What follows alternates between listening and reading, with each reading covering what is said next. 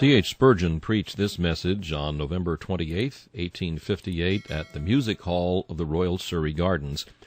It is entitled, Satan's Banquet. The text is found in John chapter 2, verses 9 and 10. The governor of the feast called the bridegroom, and said unto him, Every man at the beginning doth set forth good wine, and when men have well drunk, then that which is worse. But thou hast kept the good wine until now. The governor of the feast said more than he intended to say, or rather, there is more truth in what he said than he himself imagined. This is the established rule all the world over, the good wine first, and when men have well drunk, then that which is worse. It is the rule with men, and have not hundreds of disappointed hearts bewailed it? Friendship first, the oily tongue, the words softer than butter, and afterwards the drawn sword. Ahithophel first presents the lordly dish of love and kindness to David, then afterwards that which is worse, for he forsakes his master and becomes the counselor of his rebel son. Judas presents first the dish of fair speech and of kindness. The Savior partook thereof. He walked to the house of God in company with him, and took sweet counsel with him. But afterwards there came the dregs of the wine. He that eateth bread with me hath lifted up his heel against me. Judas the thief betrayed his master, bringing forth afterwards that which is worse. You have found it so with many whom ye thought your friends. In the heyday of prosperity, when the sun was shining, and the birds were singing, and all was fair and gay and cheerful with you, they brought forth the good wine. But there came a chilling frost, and nipped your flowers, and the leaves fell from the trees, and your streams were frosted with the ice. And then they brought forth that which is worse. They forsook you and fled.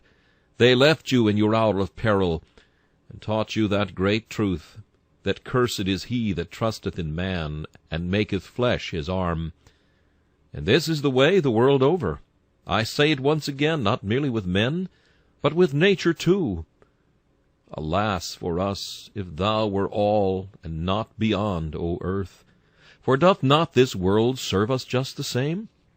In our youth it brings forth the best wine. Then we have the sparkling eye, and the ear attuned to music. Then the blood flows swiftly through the veins, and the pulse beats joyously. But wait a while, and there shall come forth afterwards that which is worse. For the keepers of the house shall tremble, and the strong men shall bow themselves. The grinders shall fail, because they are few. They that look out of the windows shall be darkened. All the daughters of music shall be brought low. Then shall the strong man totter. The grasshopper shall be a burden, and desire shall fail. The mourners shall go about the streets. First there is the flowing cup of youth, and afterwards the stagnant waters of old age, unless God shall cast into those dregs a fresh flood of his loving kindness and tender mercy, so that once again, as it always happeneth to the Christian, the cup shall run over, and again sparkle with delight. O Christian, trust not thou in men. Rely not thou upon the things of this present time.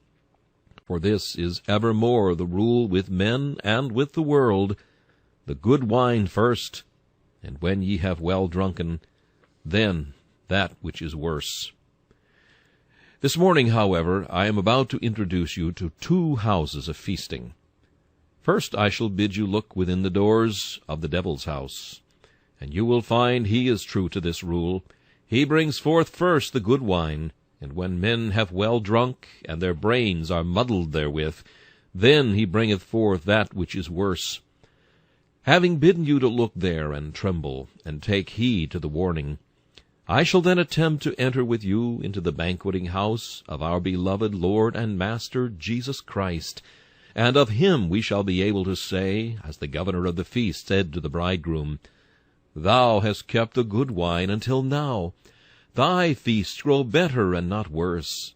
Thy wines grow richer. Thy viands are daintier far, and thy gifts more precious than before. Thou hast kept the good wine until now. First, we are to take a warning glance at the house of feasting which Satan hath builded. For as wisdom hath builded her house, and hewn out her 7 pillars, so hath folly its temple and its tavern of feasting, into which it continually tempts the unwary. Look within the banqueting house, and I will show you 4 tables, and the guests that sit thereat. And as you look at those tables, you shall see the courses brought in. You shall see the wine cups brought, and you shall see them vanish one after another. And you shall mark that the rule holds good at all 4 tables, first the good wine, and afterwards that which is worse. Yea, I shall go further, afterwards that which is worst of all. At the first table to which I shall invite your attention, though I beseech you never to sit down and drink thereat, sit the profligate. The table of the profligate is a gay table. It is covered over with a gaudy crimson, and all the vessels upon it look exceedingly bright and glistening. Many there be that sit thereat, but they know not that they are the guests of hell, and that the end of all the feast shall be in the depths of perdition. See ye now the great governor of the feast as he comes in? He has a bland smile upon his face. His garments are not black, but he is girded with a robe of many colors. He hath a honeyed word on his lip, and a tempting witchery in the sparkle of his eye. He brings in the cup, and he says, Hey, young man, drink thereat. It sparkleth in the cup, it moveth itself aright. Do you see it? It is the wine cup of pleasure. This is the first cup at the banqueting house of Satan. The young man takes it, and sips the liquor. At first it is a cautious sip. It is but a little he will take, and then he will restrain himself. He does not intend to indulge much in lust. He means not to plunge headlong into perdition. There is a flower there on the edge of that cliff. He will reach forward a little and pluck it. But it is not his intention to dash himself from that crag and destroy himself. Not he. He thinks it easy to put away the cup when he has tested its flavor. He has no design to abandon himself to its intoxication. He takes a shallow draught. But oh, how sweet it is! How it makes his blood tingle within him! What a fool I was not to have tasted this before, he thinks. Was ever joy like this? Could it be thought that bodies should be capable of such ecstasy as this? He drinks again. This time he takes a deeper draught, and the wine is hot in his veins. Oh, how blessed is he! What would he not say now in the praise of Bacchus or Venus or whatever shape Beelzebub chooses to assume? He becomes a very orator in praise of sin. It is fair, it is pleasant. The deep damnation of lust appeareth as joyous as the transports of heaven. He drinks, he drinks, he drinks again, till his brain begins to reel with the intoxication of his sinful delight. This is the first course. Drink, O ye drunkards of Ephraim, and bind the crown of pride about your head, and call us fools because we put your cup from us. Drink with the harlot, and sup with the lustful. Ye may think yourselves wise for so doing, but we know that after these things there cometh something worse. For your vine is the vine of Sodom, and of the fields of Gomorrah. Your grapes are grapes of gall, the clusters are bitter. Your wine is the poison of dragons, and the cruel venom of asps. Now, with a leer upon his brow, the subtle governor of the feast riseth from his seat. His victim has had enough of the best wine. He takes away that cup, and he brings in another, not quite so sparkling. Look into the liquor. It is not beaded over with the sparkling bubbles of rapture. It is all flat, and dull, and insipid. It is called the cup of satiety. The man has had enough of pleasure, and like a dog he vomits, though like a dog he will return to his vomit yet again. Who hath woe? Who hath redness of eyes? They that tarry long at the wine. I am now speaking figuratively of wine as well as literally. The wine of lust bringeth the same redness of eyes. The profligate soon discovers that all the rounds of pleasure end in satiety. What, says he, what more can I do? There I have committed every wickedness that can be imagined, and I have drained every cup of pleasure. Give me something fresh. I have tried the theatres all round. There, I don't care so much as one single farthing for them all. I have gone to every kind of pleasure that I can conceive. It is all over. Gaiety itself grows flat and dull. What am I to do?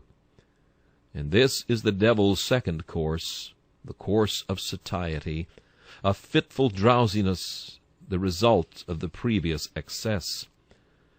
Thousands there are who are drinking of the tasteless cup of satiety every day, and some novel invention whereby they may kill time, some new discovery whereby they may give a fresh vent to their iniquity would be a wonderful thing to them. And if some man should rise up who could find out for them some new fashion of wickedness, some deeper depths in the deeps of the nethermost hell of lasciviousness, they would bless his name for having given them something fresh to excite them. That is the devil's second course. And do you see them partaking of it? There are some of you that are having a deep draught of it this morning. You are the jaded horses of the fiend of lust, the disappointed followers of the will-o'-the-wisp of pleasure. God knows if you were to speak your heart out, you would be obliged to say, There, I have tried the pleasure, and I do not find it pleasure. I have gone the round, and I am just like the blind horse at the mill. I have to go round again. I am spellbound to the sin, but I cannot take delight in it now as I once did, for all the glory of it is as a fading flower, and as the hasty fruit before the summer. A while the feaster remains in the putrid sea of his infatuation, but another scene is opening. The governor of the feast commandeth another liquor to be broached. This time the fiend bears a black goblet, and he presents it with eyes full of hell fire, flashing with fierce damnation. Drink of that, sir, says he, and the man sips it, and starts back, and shrieks, O God, that ever I must come to this! You must drink, sir. He that quaffs the first cup must drink the second, and the third. Drink, though it be like fire down your throat. Drink it, though it be as the lava of Etna in your bowels. Drink, you must drink. He that sins must suffer. He that is a profligate in his youth must have rottenness in his bones, and disease within his loins. He who rebels against the laws of God must reap the harvest in his own body here. Oh, there are some dreadful things that I might tell you of this third course. Satan's house has a front chamber, full of everything that is enticing to the eye and bewitching to the sensual taste. But there is a back chamber, and no one knoweth, no one hath seen the whole of its horrors. There is a secret chamber where he shovels out the creatures whom he himself destroyed, a chamber beneath whose floor is the blazing of hell, and above whose boards the heat of that horrible pit is felt. It may be a physician's place, rather than mine, to tell of the horrors that some have had to suffer as a result of their iniquity. I leave that. But let me tell the profligate spendthrift that the poverty which he will endure is the result of his sin of extravagance. Let him know also that the remorse of conscience that will overtake him is not an accidental thing that drops by chance from heaven. It is the result of his own iniquity. For depend upon it, men and brethren, sin carries an infant misery in its bowels, and sooner or later it must be delivered of its terrible child. If we sow the seed, we must reap the harvest. Thus the law of hell's house stands. First the good wine, then afterwards that which is worse. The last course remains to be presented. And now, ye strong men who mock at the warning, which I would fain deliver to you with a brother's voice, and with an affectionate heart, though with rough language, Come ye here, and drink of this last cup. The sinner has at the end brought himself to the grave. His hopes and joys were like gold put into a bag full of holes. They have all vanished, vanished forever. And now he has come to the last. His sins haunt him, his transgressions perplex him. He is taken like a bull in a net, and how shall he escape? He dies, and descends from disease to damnation. Shall mortal language attempt to tell you the horrors of that last tremendous cup, of which the profligate must drink, and drink forever? Look at it. Ye cannot see its depths, but cast an eye upon its seething surface. I hear the noise of rushing to and fro, and a sound as of a gnashing of teeth, and the wailing of despairing souls. I look into that cup, and I hear a voice coming up from its depths. These shall go away into everlasting punishment. For Tophet is prepared of old, the pile thereof is wood and much smoke. The breath of the Lord, like a stream of brimstone, shall kindle it. And what say ye to this last course of Satan? Who among us shall dwell with the devouring fire? Who among us shall dwell with everlasting burnings? Profligate, I beseech thee, in the name of God, start from this table.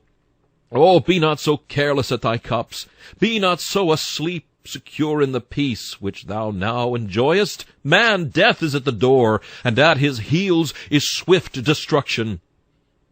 As for you, who as yet have been restrained by a careful father, and the watchfulness of an anxious mother, I beseech you, shun the house of sin and folly. Let the wise man's words be written on thine heart, and be thou mindful of them in the hour of temptation. Remove thy way far from her, and come not nigh to the door of her house. For the lips of a strange woman drop as in honeycomb, and her mouth is smoother than oil. But her end is bitter as wormwood, sharp as a two-edged sword. Her feet go down to death. Her steps take hold on hell.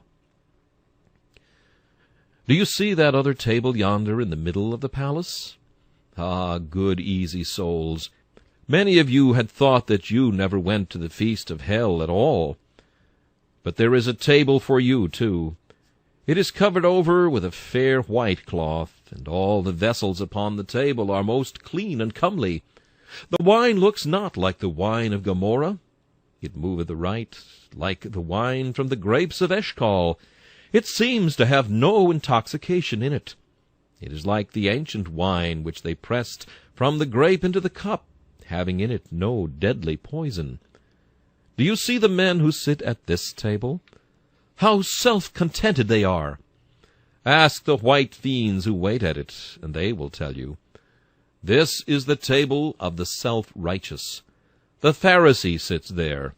You may know him. He has his phylactery between his eyes. The hem of his garment is made exceeding broad. He is one of the best professors. Ah, said Satan, as he draws the curtain and shuts off the table where the profligates are carousing, be quiet. Don't make too much noise, lest these sanctimonious hypocrites should guess what company they are in. Those self-righteous people are my guests quite as much as you, and I have them quite as safely. So Satan, like an angel of light, brings forth a gilded goblet, looking like the chalice of the table of communion. And what wine is that? It seems to be the very wine of the sacred Eucharist. It is called the wine of self-satisfaction, and around the brim you may see the bubbles of pride. Look at the swelling froth upon the bowl. God, I thank thee that I am not as other men are, extortioners, unjust, adulterers, or even as this publican. You know that cup, my self-deceiving hearers. Oh, that ye knew the deadly hemlock which is mixed therein. Sin as other men do? Not you, not at all. You are not going to submit yourself to the righteousness of Christ. What need you? You are as good as your neighbors. If you are not saved, you ought to be, you think. Don't you pay everybody 20 shillings in the pound? Did you ever rob anybody in your life? You do your neighbors a good turn. You are as good as other people, very good. That is the first cup the devil gives, and the good wine makes you swell with self-important dignity as its fumes enter your heart and puff it up with an accursed pride. Yes, I see you sitting in the room so cleanly swept and so neatly garnished, and I see the crowds of your admirers standing around the table, even many of God's own children, who say, "Oh, that I were half as good as he!" while the very humility of the righteous provides you with provender for your pride. Wait a while, thou unctuous hypocrite, wait a while, for there is a second course to come. Satan looks with quite as self-satisfied an air upon his guests this time as he did upon the troop of rioters. "Ah," says he, "I cheated those gay fellows with a cup of pleasure. I gave them afterwards the dull cup of satiety. And I have cheated you, too. You think yourselves all right, but I have deceived you twice. I have befooled you, indeed." So he brings in a cup which sometimes he himself does not like to serve. It is called the cup of discontent and unquietness of mind. And many there be that have to drink this after all their self-satisfaction. Do you not find, you that are very good in your own esteem, but have no interest in Christ, that when you sit alone and begin to turn over your accounts for eternity, that they do not square somehow, that you cannot strike the balance exactly to your own side after all, as you thought you could? Have you not sometimes found that when you thought you were standing on a rock, there was a quivering beneath your feet? You heard the Christian sing boldly, "Bold shall I stand in that great day, for who aught to my charge shall lay?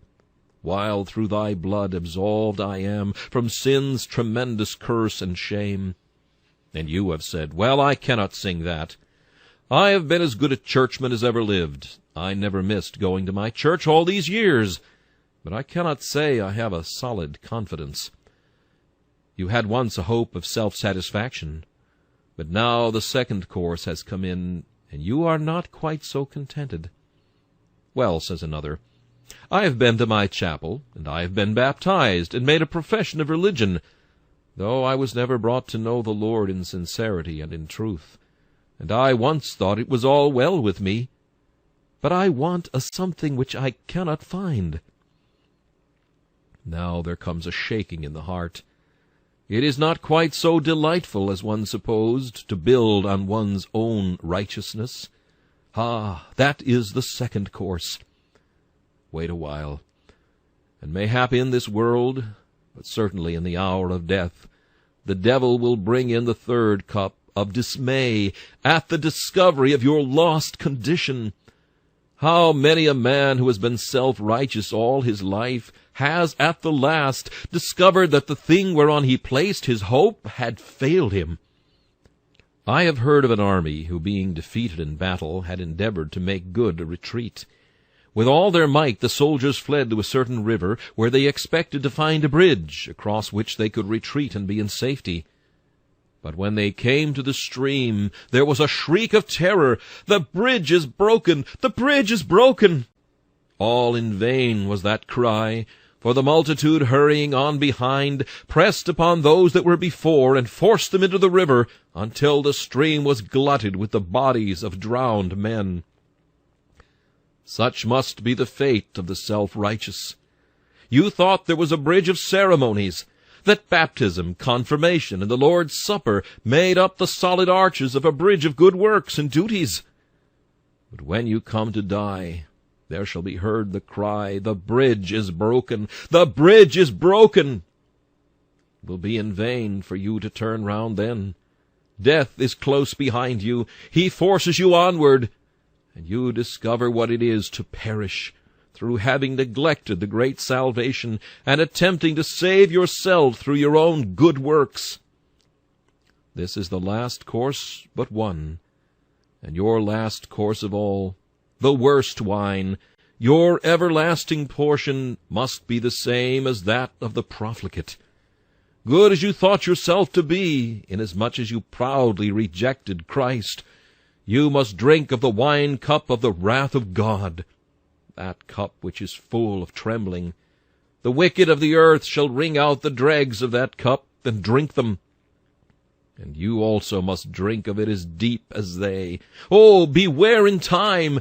Put away your high looks, and humble yourselves under the mighty hand of God.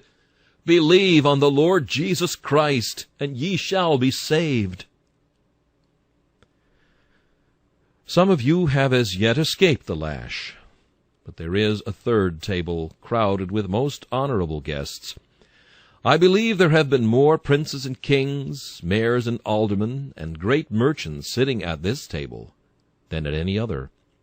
It is called the table of worldliness.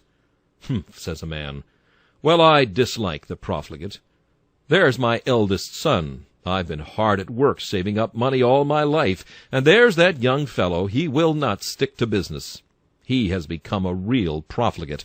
I am very glad the minister spoke so sharp about that. As for me, there now, I don't care about all your self-righteous people a single farthing. To me it is of no account at all. I don't care at all about religion in the slightest degree. I like to know whether the funds rise or fall, or whether there's an opportunity of making a good bargain. That's about all I care for. Ah, worldling, I have read of a friend of yours who was clothed in scarlet and fine linen, and fared sumptuously every day. Do you know what became of him? You should remember it, for the same end awaits yourself. The end of his feast must be the end of yours. If your God is this world, depend upon it, you shall find that your way is full of bitterness. Now see that table of the worldly man, the mere worldling who lives for gain. Satan brings him in a flowing cup. There, says he, young man, you are starting in business. You need not care about the conventionalities of honesty, or about the ordinary old-fashioned fancies of religion. Get rich as quick as ever you can. Get money, honestly if you can, but if not, get it anyhow, says the devil, and down he puts his tankard. There, says he, is a foaming draught for you. Yes, says the young man, I have abundance now. My hopes are indeed realized. Here then you see the first and best wine of the worldling's feast, and many of you are tempted to envy this man. Oh, that I had such a prospect in business, says one. I'm not half so sharp as he is. I could not deal as he deals. My religion would not let me. But how fast he gets rich! Oh, that I could prosper as he does. Come, my brother, judge not before the time. There's a second course to come, the thick and nauseous draught of care. The man has got his money, but they that will be rich fall into temptation and a snare. Wealth ill-gotten, or ill-used, or hoarded, brings a canker with it that does not canker the gold and silver, but cankers the man's heart, and a cankered heart is one of the most awful things a man can have.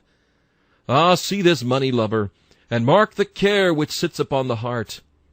There is a poor old woman that lives near his lodge-gate. She has but a pittance a week, but she says, Bless the Lord, I have enough. She never asks how she is to live, or how she is to die, or how she is to be buried, but sleeps sweetly on the pillow of contentment and faith. And here is this poor fool with untold gold, but he is miserable because he happened to drop a sixpence as he walked along the streets, or because he had an extra call upon his charity, to which the presence of some friend compelled him to yield. Or perhaps he groans because his coat wears out too soon. After this comes avarice. Many have had to drink of that cup.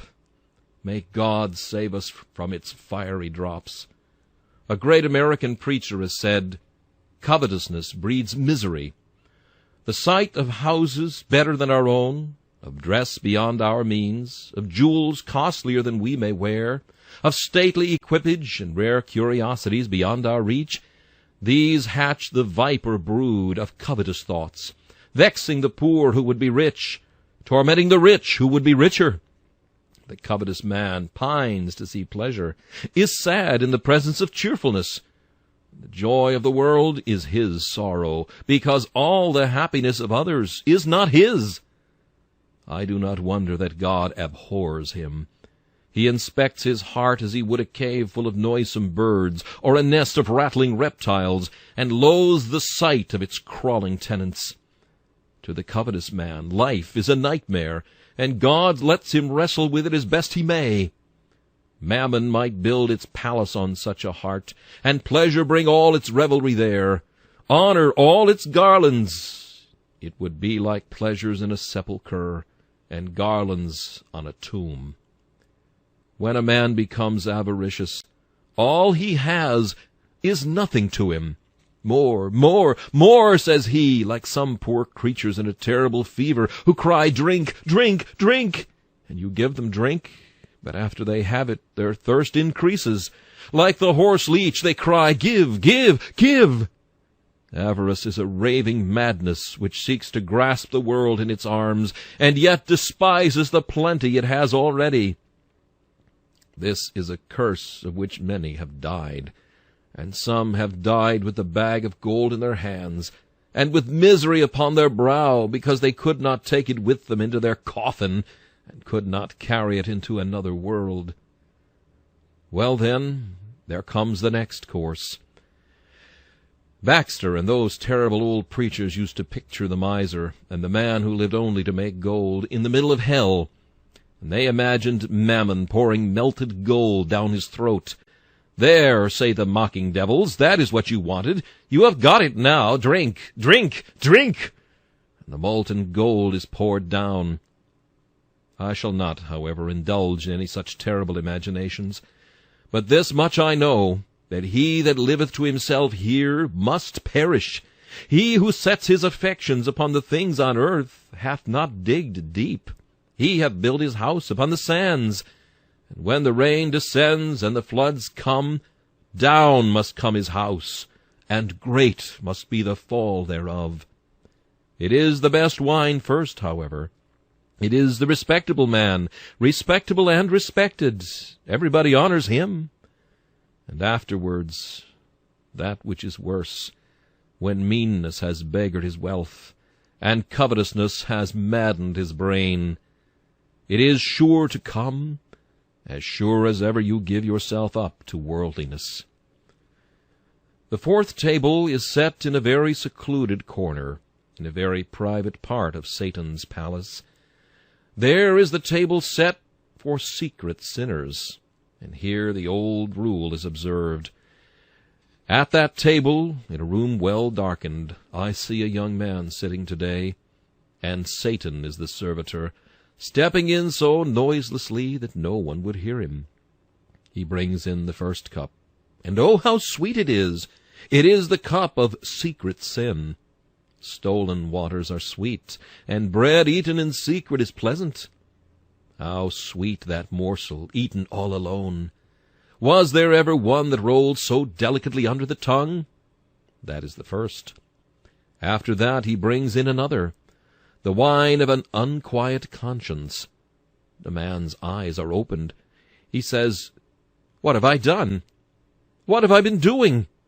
"Ah," cries this Achan, "the first cup you brought me, I saw sparkling in that a wedge of gold, and a goodly Babylonish garment, and I thought, oh, I must have that. But now my thought is, what shall I do to hide this? Where shall I put it? I must dig. Aye, I must dig deep as hell before I shall hide it, for sure enough it will be discovered." The grim governor of the feast is bringing in a massive bowl, filled with a black mixture. The secret sinner drinks, and is confounded. He fears his sin will find him out. He has no peace, no happiness. He is full of uneasy fear. He is afraid that he shall be detected. He dreams at night that there is someone after him, that there is a voice whispering in his ear and telling him, "I know all about it. I will tell it." He thinks perhaps that the sin which he has committed in secret will break out to his friends. The father will know it. The mother will know it. Aye, it may be even the physician will tell the tale and blab out the wretched secret. For such a man there is no rest. He is always in dread of arrest. He is like the debtor I have read of, who, owing a great deal of money, was afraid the bailiffs were after him, and happening one day to catch his sleeve on the top of a palisade, said, "There, let me go. I'm in a hurry. I will pay you tomorrow," imagining that someone was laying hold of him. Such is the position in which the man places himself by partaking of the hidden things of dishonesty and sin. Thus he finds no rest for the sole of his foot for fear of discovery. At last the discovery comes. It is the last cup. Often it comes on earth, for be sure your sin will find you out, and it will generally find you out here. What frightful exhibitions are to be seen at our police courts, of men that are made to drink that last black draught of discovery, the man who presided at religious meetings, the man who was honored as a saint, is at last unmasked. And what says the judge, and what says the world of him? He is a jest, and a reproach, and a rebuke everywhere. But suppose he should be so crafty that he passes through life without discovery, though I think it is almost impossible. What a cup he must drink when he stands at last before the bar of God! Bring him forth, jailer, dread keeper of the dungeon of hell, lead forth the prisoner. He comes. The whole world is assembled. Stand up, sir. Did you not make a profession of religion? Did not everybody think you a saint? He is speechless. But many there are in that vast crowd who cry, "We thought him so." The book is open. His deeds are read. Transgression after transgression, all laid bare. Do you hear that hiss? The righteous, moved to indignation, are lifting up their voices against the man who deceived them and dwelt among them as a wolf in sheep's clothing. Oh, how fearful it must be to bear the scorn of the universe! The good can bear the scorn of the wicked, but for the wicked to bear the shame and everlasting contempt which righteous indignation will heap upon them will be one of the most frightful things, next to the eternal endurance of the wrath of the Most High, which, I need not add, is the last cup of the devil's terrible feast, with which the secret sinner must be filled forever and ever. I pause now, but it is just to gather up my strength to beg that anything I may have said that shall have had the slightest personal bearing upon any of my hearers may not be forgotten. I beseech you, men and brethren, if now you are eating the fat and drinking the sweet of hell's banquet, pause, and reflect what shall the end be. He that soweth to the flesh shall of the flesh reap corruption. He that soweth to the Spirit shall of the Spirit reap life everlasting. I cannot spare more time for that, most assuredly. But you must pardon me while I occupy only a few minutes in taking you into the house of the Savior, where he feasts his beloved. Come and sit with us at Christ's table of outward providences. He does not feast his children after the fashion of the prince of darkness, for the first cup that Christ brings to them is very often a cup of bitterness. There are his own beloved children, his own redeemed, who have but sorry cheer. Jesus brings in the cup of poverty and affliction, and he makes his own children drink of it, till they say, "Thou hast made me drunken with wormwood, and thou hast filled me with bitterness." This is the way Christ begins, the worst wine first. When the sergeant begins with a young recruit, he first gives him a shilling, and then afterwards come the march and the battle. But Christ never takes his recruits so. They must count the cost, lest they should begin to build and not be able to finish. He seeks to have no disciples who are dazzled with first appearances. He begins roughly with them, and many have been his children who have found that the first course of the Redeemer's table has been affliction, sorrow, poverty, and want. In the olden times, when the best of God's people were at the table, he used to serve them worst, for they wandered about in sheepskins and goatskins, being destitute, afflicted, tormented, of whom the world was not worthy. And they kept on drinking of these bitter cups for many a day. But let me tell you afterwards, he brought out sweeter cups for them, and you that have been troubled have found it so. After the cup of affliction comes the cup of consolation, and oh, how sweet is that! It has been the privilege of these lips to drink that cup after sickness and pain. And I can bear witness that I said of my Master, Thou hast kept the best wine until now. It was so luscious that the taste thereof did take away every taste of the bitterness of sorrow. And I said, Surely the bitterness of this sickness is all past, for the Lord has manifested himself to me, and given me his best wine. But, beloved, the best wine is to come last. God's people will find it so outwardly. The poor saint comes to die. The Master has given him the cup of poverty, but now no more he drinks thereof. He is rich to all the intents of bliss. He has had the cup of sickness. He shall drink of that no more. He has had the cup of persecution. But now he is glorified together with his Master, and made to sit upon his throne. The best things have come last to him in outward circumstances. There were 2 martyrs once burned at Stratford-le-Bow. One of them was lame, and the other blind. And when they were tied to the stake, the lame man took his crutch and threw it down, and said to the other, Cheer up, brother, this is the sharp physic that shall heal us. I shall not be lame within an hour of this time, nor shalt thou be blind.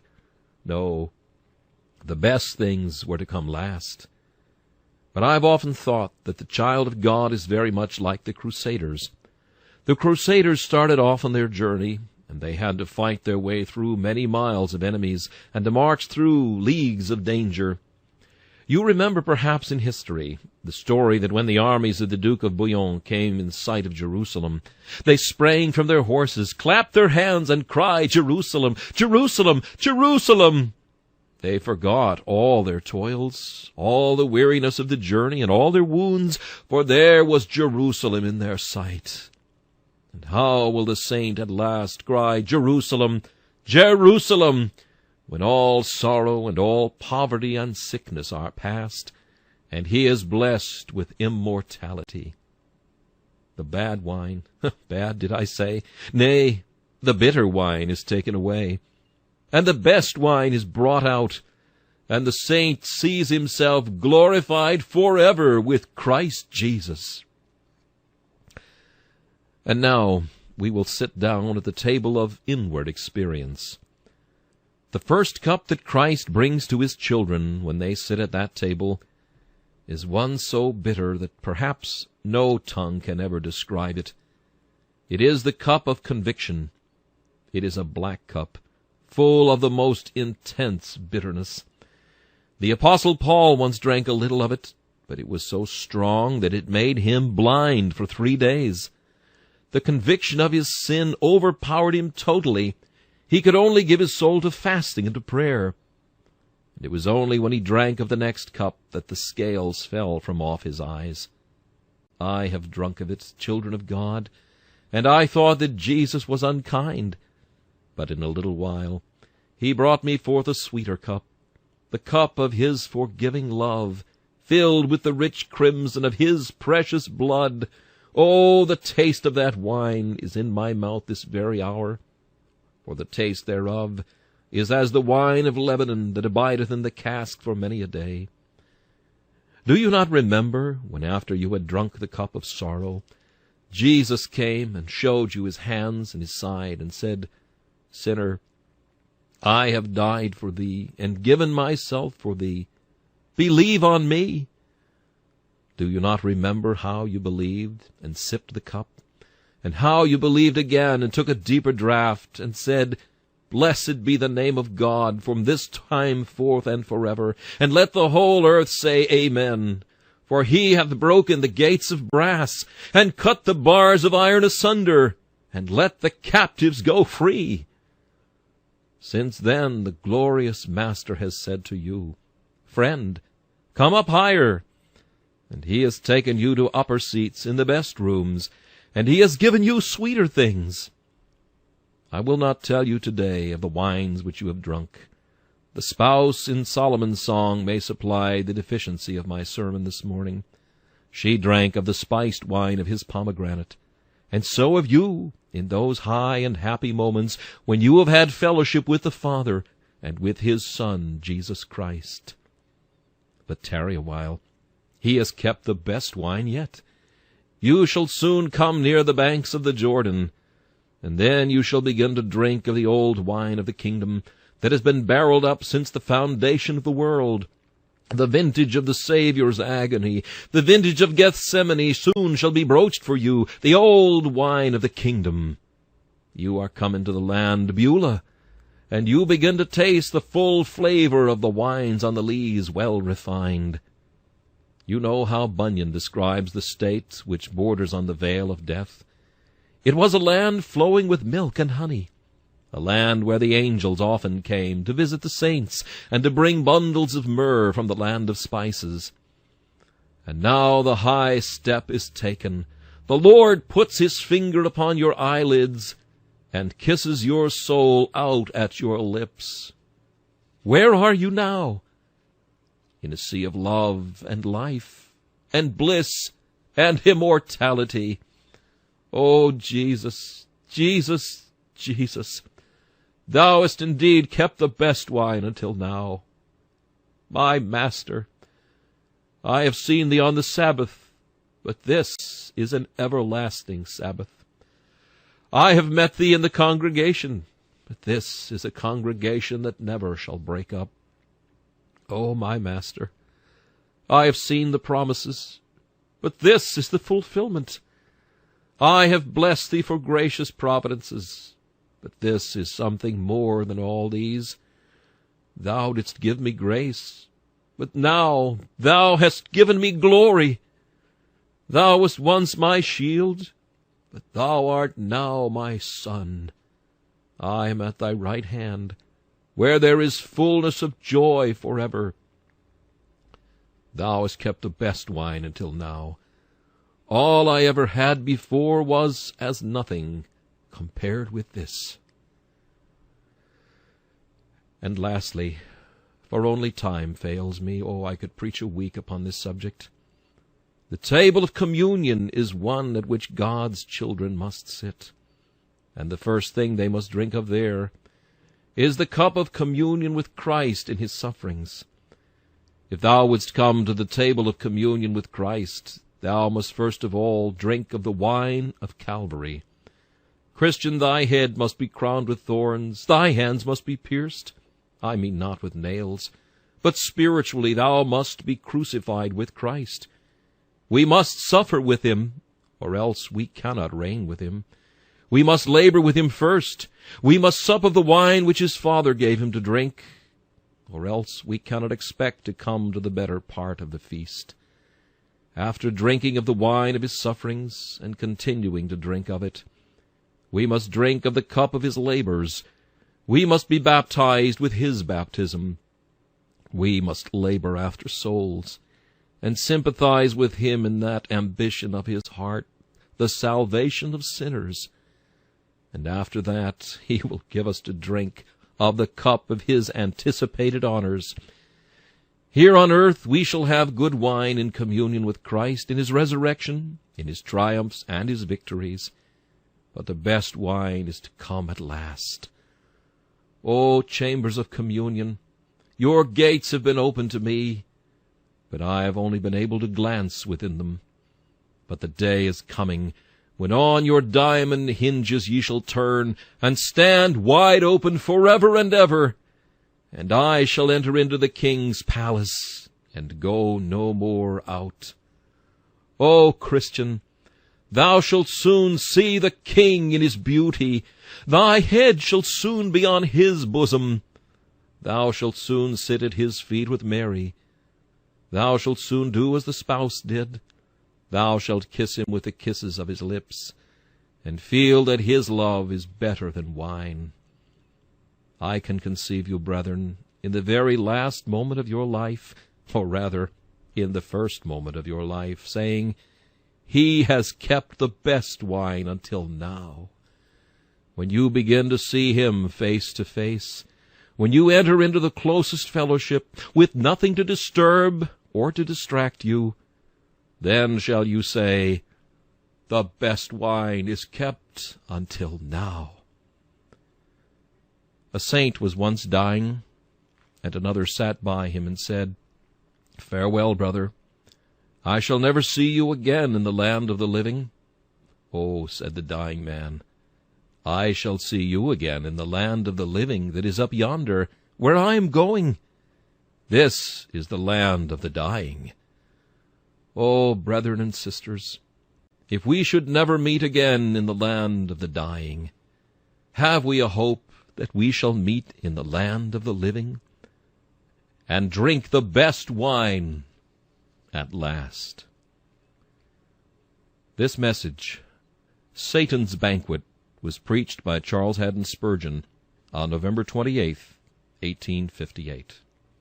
This is Charles Kelsch inviting you to join me again for another message from the Prince of Preachers.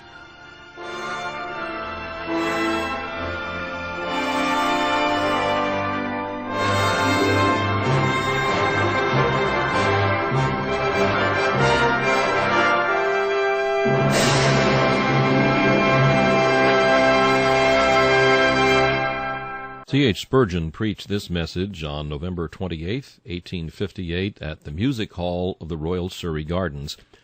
It is entitled, Satan's Banquet. The text is found in John chapter 2, verses 9 and 10. The governor of the feast called the bridegroom, and said unto him, Every man at the beginning doth set forth good wine, and when men have well drunk, then that which is worse. But thou hast kept the good wine until now. The governor of the feast said more than he intended to say, or rather, there is more truth in what he said than he himself imagined. This is the established rule all the world over, the good wine first, and when men have well drunk, then that which is worse. It is the rule with men, and have not hundreds of disappointed hearts bewailed it? Friendship first, the oily tongue, the words softer than butter, and afterwards the drawn sword. Ahithophel first presents the lordly dish of love and kindness to David, then afterwards that which is worse, for he forsakes his master and becomes the counselor of his rebel son. Judas presents first the dish of fair speech and of kindness. The Savior partook thereof. He walked to the house of God in company with him, and took sweet counsel with him. But afterwards there came the dregs of the wine. He that eateth bread with me hath lifted up his heel against me. Judas the thief betrayed his master, bringing forth afterwards that which is worse. You have found it so with many whom ye thought your friends. In the heyday of